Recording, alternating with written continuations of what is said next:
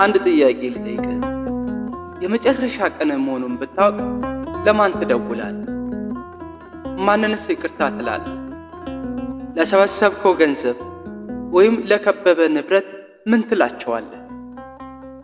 አንድ ቀን ይመጣል፣ ድምፅህ የማይሰማበት፣ ዓይኖችህ የማይመለከቱበት፣ እጆችህ የማይዳስሱበት። ያ ቀን ነገ ሊሆን ይችላል። ያ ቀን ዛሬም ሊሆን ይችላል።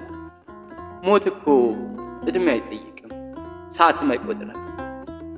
እንደ ሌባት በድንገት ይመጣል። እንደ እንግዳ ሳታውቀው ደጅ ላይ ይቆማል።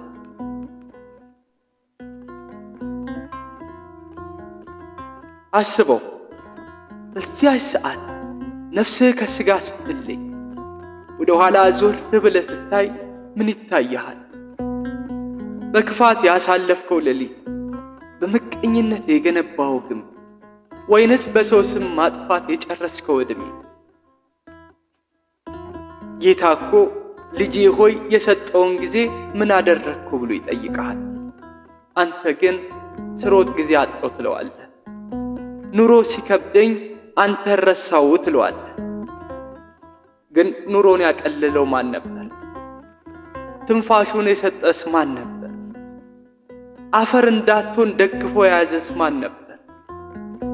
ወንድሜ ዛሬ በሕይወት እያለ እልሃለሁ፣ ያቺ የመጨረሻዋ ደቂቃ ሳትመጣ፣ ልብህ ሳይቆም፣ ምላስህ ሳይታሰር አሁን ተንበርክከ እግዚአብሔር እኮ ጻድቅ መሆንን አይፈልግም የተሰበረ ልብን እንጂ አምላኬ ሆይ በድያለሁ ማረኝ የምትለዋ አንዲት ቃል በሰማይ ካሉ መላእክት ጸሎት በላይ ታብራለች።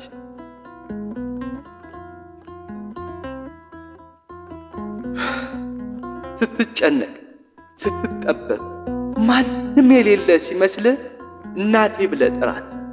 እሷ እኮ ልጄ ደከመው፣ ልጄ በደለ፣ ልጄ ተዋረደ ብላ ከልጇ ፊት የምትቆምልህ የጭንቅ ቀን አማላጅ ናት። በደጅ ቆማ ታንኳኳለች። ልጄ ሆይ ተመለስ፣ መንገዱ ገደል ነው፣ መጨረሻው ጥፋት ነው ትልሃለች። አንተ ግን ዛሬም ነገም ትላለህ፣ ዛሬ ነገ ትላለህ። ግን ነገ ያኔ ብሎ ማን ዋስትና ሰጠ? ትናንት ነገ እጸልያለሁ ያሉ ስንቶች ዛሬ መሬት ውስጥ ናቸው። ትናንት ነገ ንስሐ እንገባለን ያሉ ስንቶች ዛሬ ሳጥን ውስጥ ናቸው። ወዳጄ ሆይ ንቃ፣ ሰዓቱ አልፏል። ፀሐይ ልትጠልቅ ነው። የሕይወት መጽሐፎች ገጻቸው እያለቁ ነው።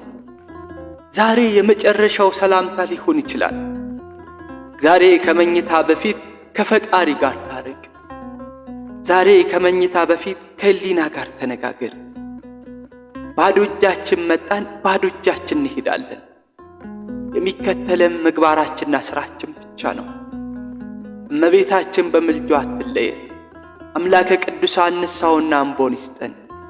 ጊዜው አጭር ነውና እንዘጋጅ። ተዘጋጁ። ኃያሉ መልአክ የመላእክት አለቃ ቅዱስ ሚካኤል ከፊትም ከኋላም ከግራም ከቀኝም ከላይም ከታች እንደ ድንኳን ጋርዶና ከልለው እስከ ሕይወታችን እቅታ ድረስ ይጠብቀን። ከዚህች ኃላፊ ዓለም አልፈን በምንሄድበት ሰዓት በቃል ኪዳኑና በቸርነቱ ይጠብቀን። ወስብሐት ለእግዚአብሔር ወለወላዲቱ ድንግል ወለመስቀሉ ክብር አሜን።